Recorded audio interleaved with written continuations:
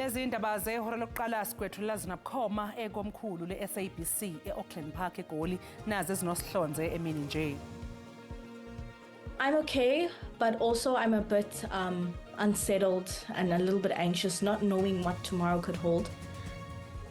Abantu abadabuka kuleli baqhubeka nokuvaleleka emazweni afana ne-United Arab Emirates njengoba kuqhubeka ukuhlaselana phakathi kweMelika ibambisene nelakwa-Israel kanye ne-Iran.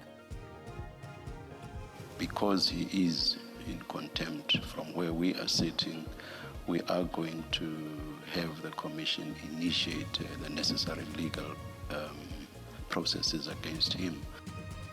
uBrown Mokgotsi angayithola esobishini ngemva kokungalibhadi namhlanje eKhomishaneni kaMadlanga ekhala ngokungaphatheki njengoba bekulindeleke ukuthi aphothule ubufakazi bakhe. In relation to Mr. O'Sullivan himself, he has confirmed that he will be in attendance on Thursday. Ikomiti lasePhalamende eliphenya nge-SAPS lithi umphenyi oyimele uPaul O'Sullivan usevumile ukubuya ngoLwesine waleli sonto ngemva kokushiya amalungu aleli komiti ekhexile ngesonto ledlule.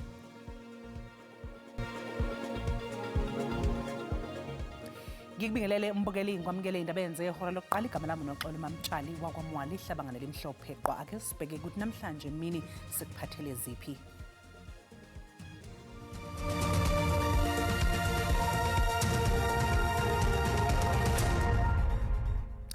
Imindeni yabantu abayithola bevaleleke ezikhumulweni zeindiza emazweni angaphandle ithi khathazekile ngempi ephakathi nelakwa-Israel kanye ne-Iran. Lokhu kulandela ukuhlasela kweMelika ibambisene nelakwa-Israel e-Iran nokholele ekutheni i-Iran iphindiselele ngokugadla. Kulempi kuthinteke namanye amazwe okubala kuyo i-United Arab Emirates, i-Saudi Arabia ngenxa yalokhu kuphinde kwamiswa ukuhamba kwezindiza e-Middle East yonke kanye nase-Turkey. Abantu baseNingizimu Afrika abahlala eDubai kanye nalabo babambeke besendleleni beya kwamanye amazwe bathi baphila ngokwesaba nokungazi kuzokwenzakalani ngempilo yabo. Phakathi kwalabo abakhathazekile kukhona noSayed Abdullah Hussein othi sekuphele izinsuku ezinhlanu engakwazi ukuxhumana nemindeni wakhe ohlala e-Iran. I tried to talk to the embassy and also to the other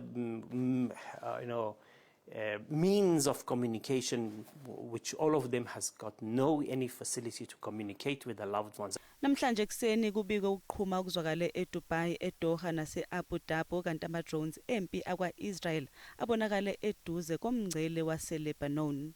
Usomabhizinisi wesifazane waseNingizimu Afrika othuthele eDubai uselandise ngosizi abhekene nalo kulesi simo ababhekene naso njengoba iDubai kuyisona sikhumulo sezindiza esixhumanisa izingxenye zomhlaba eziningi ezifana ne-Afrika, i-Asia, i-Europe kanye ne-Middle East.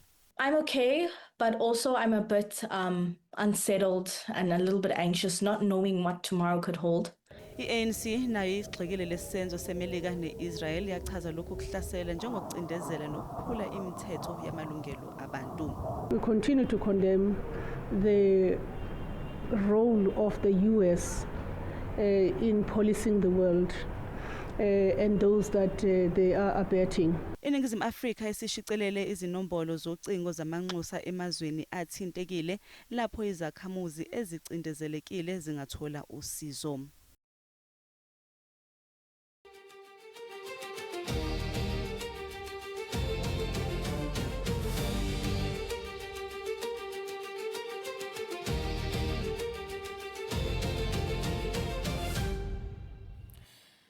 Ukuhlala kwesithangami seKhomishana kaMadlanga kubhuntshile namhlanje ngemva kokungafiki kukasomabhizinisi waseNorthwest uBrown Mokgotsi okhale ngokuthi uyagula. Usihlalo weKhomishana ijaji uMbuyiseli Madlanga uthi kuzobhekisiswa inyathelo okungenzeka ithathelwe uMkgotsi ngokwedelela iKhomishana. Ohola ubufakazi uAdvocate Matthew Chaskelson uthi kuzofaneleke kulindwe incwadi kadokotela ngaphambi kokuthathwa kweinyathelo zomthetho ngoMkgotsi. Usihlalo wekhomishana uMahlulile uMbuyiseli Madlanga uchaze ukungafiki kukaMokgotsi phambi kwekhomishana njengokwedelela ukufanele kuthathelwe izinyathelo eziqinile.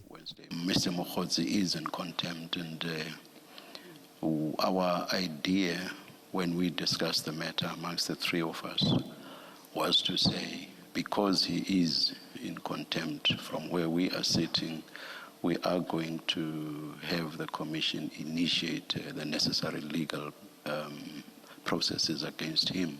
Ikomishana kaMadlanga isiqala ukukhathazeka ngezinga lofakazi asebekhala ngokugula uma kufanele bafike phambi kwayo. Umokhothi kulindeleke ukuthi ahlinzeke ngencwadi kadokotela eqinisekisa ukuthi akaphilile namhlanje. The Commission has the option to find that he is in contempt, and the Commission will deal with that on Wednesday morning, depending on what transpires between now and then. But the Commission does have the option of applying for a warrant of arrest for Mr. Mokhotsi. Ikomishana kulindeleke iqhubeke nomsebenzi wayo ngolwesithathu. Alukanqunywe usuku olusha kuzophinde kubuye ngalo uMokhotsi phambi kwesithangami.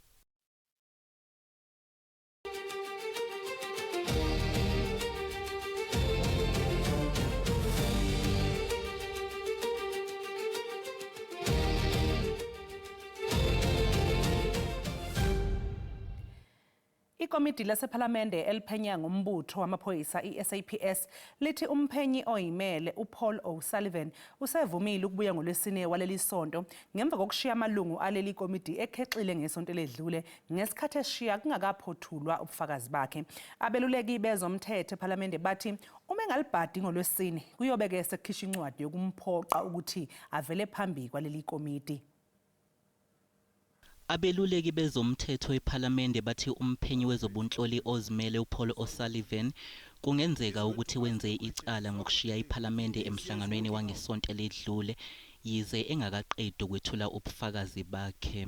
Honourable members, the committee's terms of reference require it to assess the veracity of allegations advanced by various witnesses, including that of Mr. O'Sullivan, whose evidence was material, particularly in relation to allegations of political interference in police operations. His departure before completing his examination therefore hampered the committee's ability to discharge of its functions in terms of the terms of reference. Yize kunjalo kepha uhola ubufakazi uthi uO'Sullivan useqinisekisile ukuthi uzophinde avele phambi kwekomiti ngolwesine. In relation to Mr. O'Sullivan himself, he has confirmed that he will be in attendance on Thursday. One, to conclude the questioning by Advocate Mkhize. I think she had 2 or 3 questions left.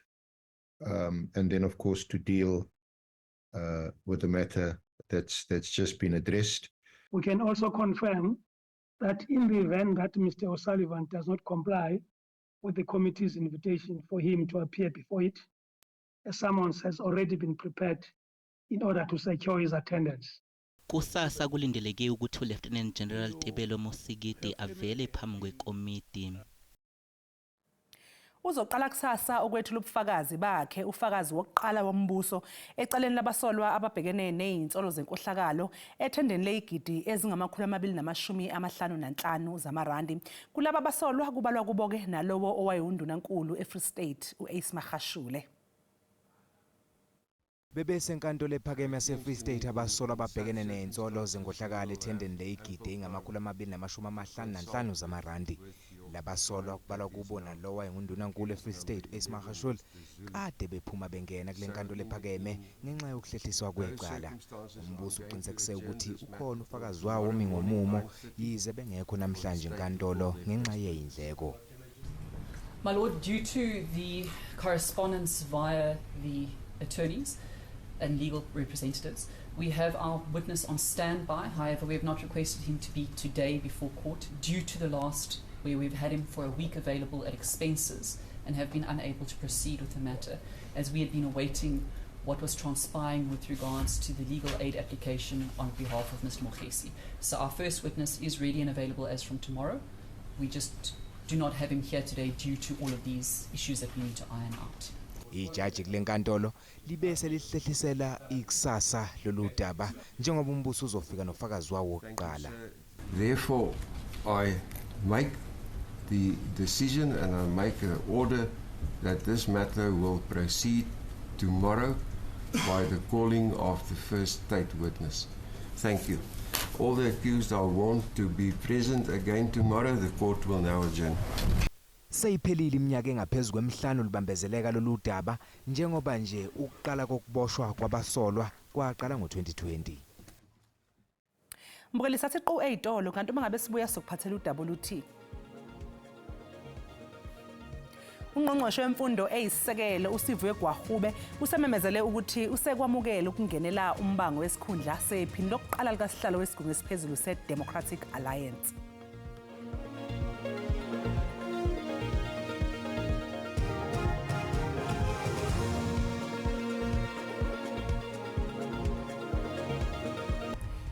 Siphinde sikubingelele mbukeli sikwamukele uma ngabe usanda kungena odabeni oluphambili besibika ukuthi abantu abadabuka kuleli baqhubeka nokuvaleleka emazweni afana ne-United Arab Emirates njengoba kuqhubeka ukuhlaselana phakathi kweMelika ibambisene nelakwa-Israel kanye ne-Iran. Asikhumbuze-ke mbukeli ukuthi lezi ndaba ziyatholakala ku-YouTube naku-SABC Plus. Ungena nje kuze uyicinga amagama athi SABC izindaba nakanjani-ke uzoyithola ngomnjalo bazo.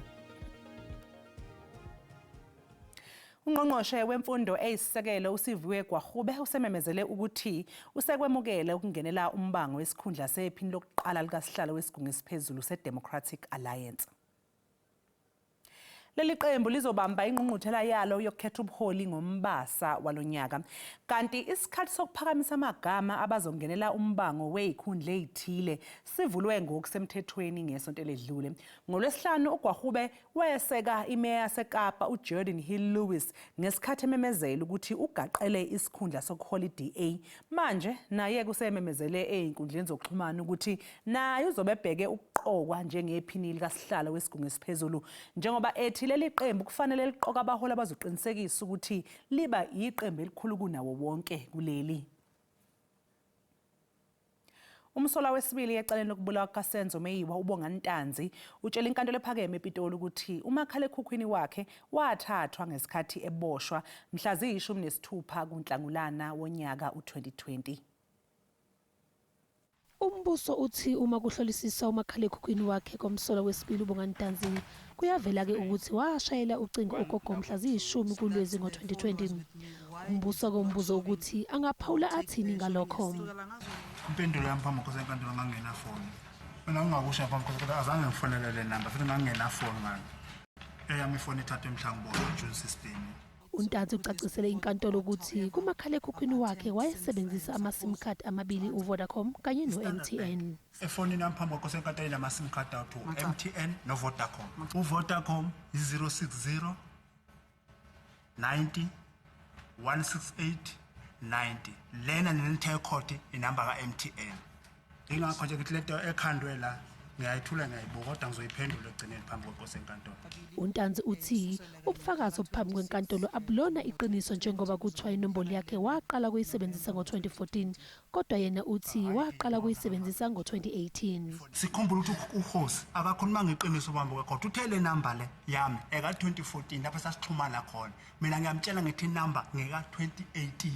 Uphinde wasola iphoyisa-ke ngokusebenzisa umakhalekhukhwini wakhe ngesikhathi eboshiwe. Ingakho bengicele phambi kwakho senkantolo ngicela ukubuza ukuthi ifoni yami yayenziwani. Mhlawumbe ngumthetho ukuthi ifoni mawuyithathile iyasetshenziswa ayicishwa mhlawumbe nangazi into zesiphoyisa.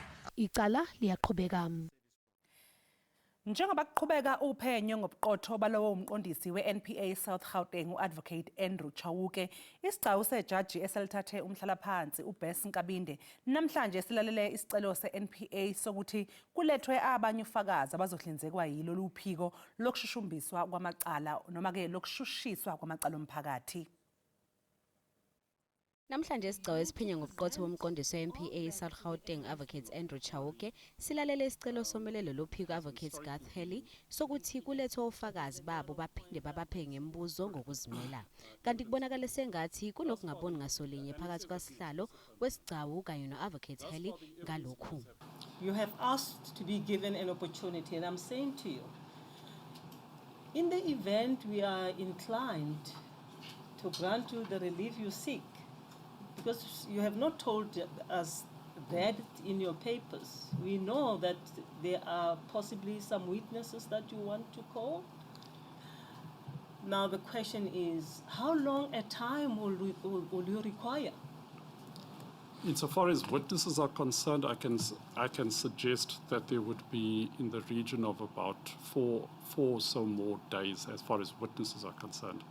Insofar as How cross-examination, many witnesses have you identified that you have not even told us about in your papers? well, I haven't. To be fair, I haven't actually tallied them up before I The came. question is, how many are they? We anticipate that we're talking about in the region of about 3 or 4 witnesses, Madam Chair. Lesicwawu siyaqhubeka. Owengamele ezokuthuthukiswa komnotho eGauteng uLebugang Maile uthi kuyathokozisa ukuthi ekugcineni iGautrain isizowela ezandleni zikahulumeni wesifundazwe njengoba sebekwazile ukuyikhokhela. On the 28th of March this year, Gautrain is officially handed over to the Gauteng government as its asset, meaning we've finished paying for Gautrain. When we built Gautrain, we spent 26 billion. Today, as we speak to you, and by the end of May, when we receive the asset, it's worth anything between 45 and 53 billion rands. That's the asset of Gauteng government.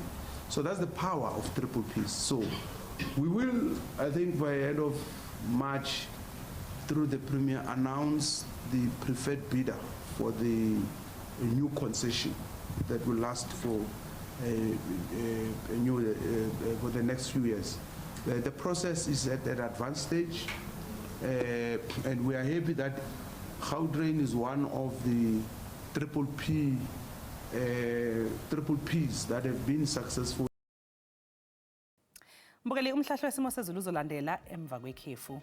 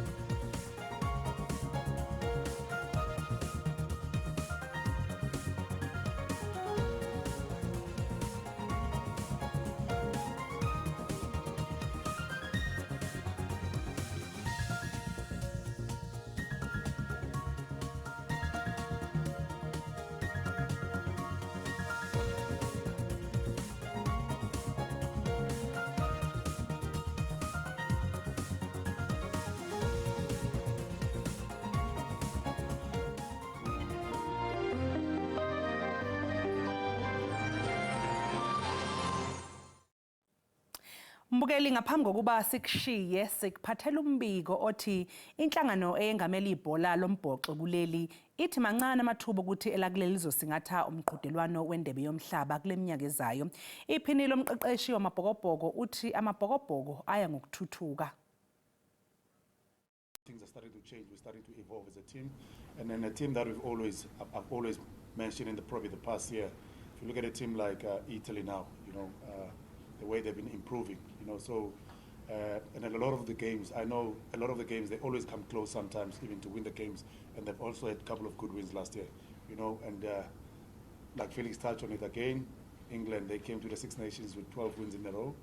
And then in the past 2 weeks, things have changed, you know, where they didn't get the results, where everyone, before they came to Six Nations, they said they were the best team in the world. And the past 2 weeks, things have been different. So once again, I think for me, for supporters, that's exactly what the game needs. You know, if you can see this mixture of results where teams are getting surprised sometimes with the other teams, which is, if you look at a team like Italy, if you're not at your best on a day when you play against them, they've got potential with the way they're playing as a team. And I know the focus mostly is on the aerial contest and stuff. Look at how they're scrumming. You know, so I know a lot of people, when we try to talk about contests and then the Springboks that talk about the scrums, everyone thinks because of, oh, it's a South African thing. But now I think Italy also, they're in a good position in the sense of they can defend the scrums also. So I think for me, if I look at the international status now, Sibonga kakhulu ngalolo daba mbukeli sesizibeka lapha ke ebesikuphathele zona emini bayeza oza kwethu neindaba ngolimi lwesindebele magamanxa ihora lesihlanu ntambama thina ke siyabuya ngehora lesikhombisa sobe sagiya ngalo ke Olga Mageba wenza isiqiniseko ke mbukeli sokuthi awuphuthelwa makushanje ihora lesikhombisa ucofe phela uchannel 191 uSABC 1 Mzansi for sure ube nje ke nosuku oluhle ukhumbule na ukuthi sikhona futhi ku YouTube na ku SABC Plus ungena nje usicinge uthi SABC izindaba usale kahle.